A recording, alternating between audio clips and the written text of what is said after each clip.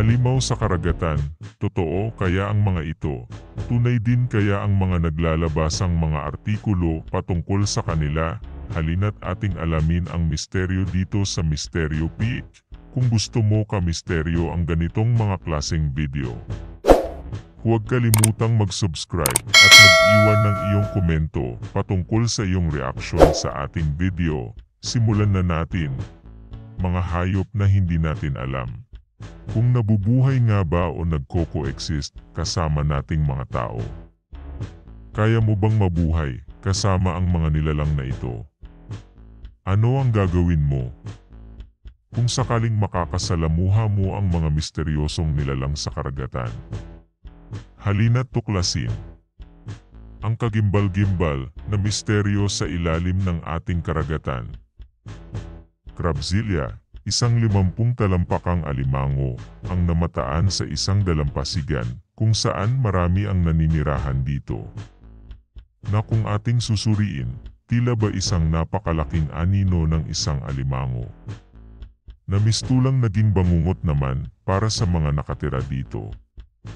Ito ang isang shadow picture ng isang crustacea, na kilala naman tawag na alimango. Ang crustacean ay isang grupo ng aquatic arthropods kung saan nabibilang ang mga alimango. Nakita sa isang satellite photo ang isang dambuhalang alimango na binansagang Crabzilla. Ito ay namataan sa Kent Harbor sa daungan ng mga bangka ng mga mangingisda. At pinabulaanan naman nila na hindi nag-exist ang naturang sea monster, batay na rin daw sa pag-aaral ng mga eksperto at dahil na rin sa kakapusan din ng ebidensya. Ang litratong ito ay nakuha sa website na tinatawag na World Witstable. Ang tagapangasiwa na si Quinton Winter ay nagsasabi na noong una ay inaakala niya na ito ay isa lamang kakaibang forma ng buhangin sa dalampasigan. Hanggang sa napagtanto niya na ito pala ay isang halimaw na mula sa kailaliman ng karagatan. Ito ang isa sa kanyang mga pahayag. Sa una, ang nakikita ko lamang ay isang mahina na paggalaw sa tubig. Pagkatapos nito ay umangat ito mula sa tubig. Kaya naisip ko na isa lamang itong kahoy, pero napagtanto kong na isa pala itong dambuhalang alimango. Sa tingin niyo mga kamisteryo, may katotohanan ba ang litratong kuha mula sa satellite o sa testimonya ng mga nakakita? Sa inyo ko na lamang ibibigay ang desisyon. Kung paniniwalaan ba niyo ito o hindi? Loch Ness Monster. Ang Loch Ness Monster, o mas kilala bilang Nessie, ito ang maalamat na dambuhalang nilalang mula sa makitid at mahabang lawa ng Scottish Highlands. Ang legend monster na mula sa Scottish na sinasabing naninirahan sa Scottish Highlands na inilalarawan ng marami bilang isang dambuhalang nilalang na mayroong mahabang liig at may isa o higit pang humps na nakausli sa kanyang likuran na makikita naman habang lumalangoy ito sa katubigan. Ang unang sighting sa nilalang na ito ay nakasulat naman sa talambuhay ni Saint Columba noong 565 AD. Sinasabi sa kanyang libro na isang grupo ng swimmer ang lumalangoy nang biglang atakihin ang isa sa kanila ng dambuhalang halimaw na tinawag na Nessie. Kamuntikan na nga ring kainin ang iba pang kasamahan ng swimmer. Ngunit pumagit na si Columba at iniutos nito sa Nessie na bumalik na siya sa pinanggalingan niya at sumunod naman sa kanya ang nasabing nilalang. Ang Loch Ness ay nakaakit pa ng atensyon sa napakaraming mga ngaso sa paglipas ng panahon.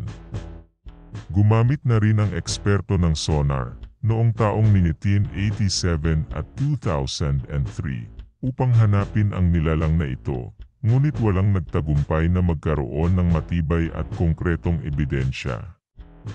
Kapansin-pansin din ang litrato na isiniwalat ni Wilson noong 1994 na napatunayang isa lamang panloloko sa nasabing nilalang. Napag-alaman nila na ang halimaw ay isa lamang palang plastik na may kahoy na ulo na nakasabit sa isang laruang submarine. Great Asp Turtle or Aspidochelone. Ang Great Asp Turtle ay isang maalamat na monster turtle na mayroon daw di umano na isang isla sa likuran nito. Malapit nga ang itsura nito sa mga sea turtle, tortoise at terrapin.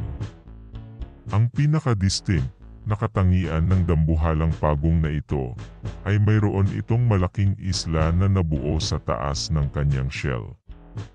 Sinasabing nabuo ang mga kalupaan sa shell nito dahil na rin sa matagal na paglipas ng panahon.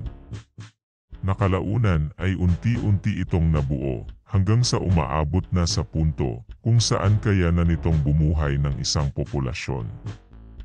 Isipin niyo mga kamisteryo kung ilang taon nang nabubuhay ang mga asp turtle para magkaroon ng isla sa likod nito. Sa kabilang banda, marami ang naniniwala na sa simula pa lang, ang isla ay bahagi na ng genetics ng Aspidochelone. Ang Aspidochelone ay isang kombinasyon ng genetics mula sa halaman at hayop.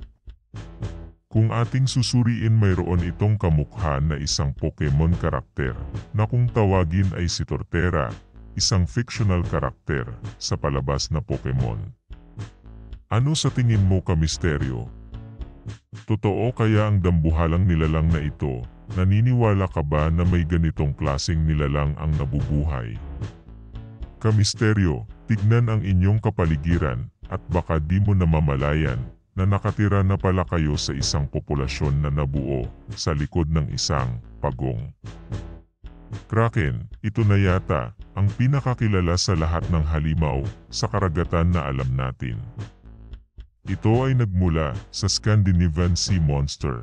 Ito rin ay makikilala sa dambuhalang hugis octopus nitong katawan. Lumabas ito mula sa tula ni Alfred Lord Tennyson's Juvenilia na tinawag na Kraken.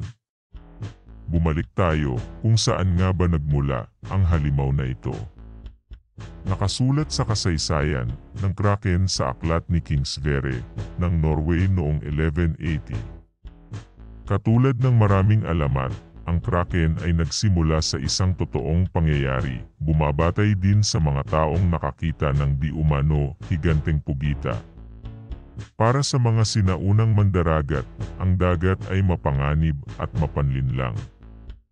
Ang anumang pakikipagtagpo sa isang hindi kilalang hayop o new species ay maaring makalikha ng isang mitolohikal na imahe o kilala natin bilang mythical creature.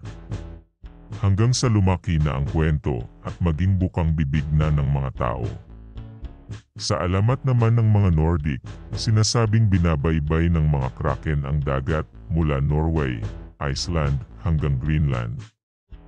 Ito ay may kakayahang pataubin ang mga barkong nakakasalamuha nito at may naitalang mga opisyal na ulat patungkol dito.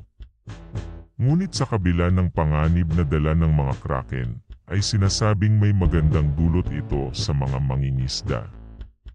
Sa kadahilanang lumalangoy di umano, kasama nito ang bulto-bultong isda na nakapalibot rito. Kaya ang ibang mga mangingisda ay sumusuob sa panganib para magkaroon lamang ng magandang huli. The Blap. Kung bago pa lamang ito sa inyong pandinig kamisteryo, gayon din ako, ngayon ko lang ito narinig. Tara't pag-usapan natin. Noong 1997, habang ang mga researchers ay nakikinig sa aktibidad ng isang underwater volcano sa Katimugan Pasipiko, ay may kakaibang nangyari sa kanilang eksplorasyon. Naitala ang isang kakaiba at napakalakas ng tunog na noon lamang nila narinig. Gamit ang mga hydrophone o underwater microphones na kanilang nilagay sa ilalim ng karagatan na may layo na 3,219 kilometro mula sa Pacific Ocean. Nakatala na rin sila ng maraming tunog at ugong mula sa ilalim ng tubig, ngunit hindi ito katulad sa tipikal na tunog na maririnig mo sa ilalim ng dagat. Dahil isang hindi pangkaraniwang ugong ang kanilang narinig, na tila ba galing ito sa isang napakalaking nilalang mula sa kailaliman ng karagatan. Hindi lamang ito malakas, kundi may unique sound waves pa ito na sumasakto naman sa katangian ng tunog na binansagang The Bluff. Gayunpaman, noong 2012, tinukoy NOAA o National Ocean and Atmospheric Administration na ang tunog ay naayon sa mga ingay na nabuo sa pamamagitan ng mga non-tectonic cryoseism na nagmula sa glacial movement tulad ng ice calving o ice quake.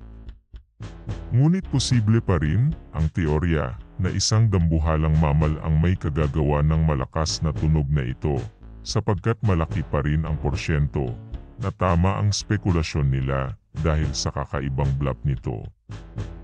Kaya ito nabansagang The Bluff.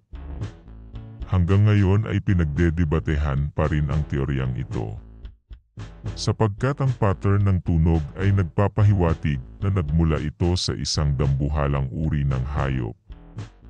Pakinggan ang tunog na nai-record sa hydrophone.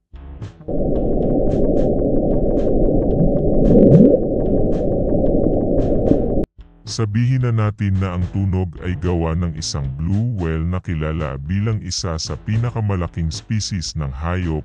Ang naturang bloop ay malilikha lamang ng isang dambuhalang halimaw na higit 250 feet ang laki. Ibig sabihin mas malaki pa sa naturang blue whale.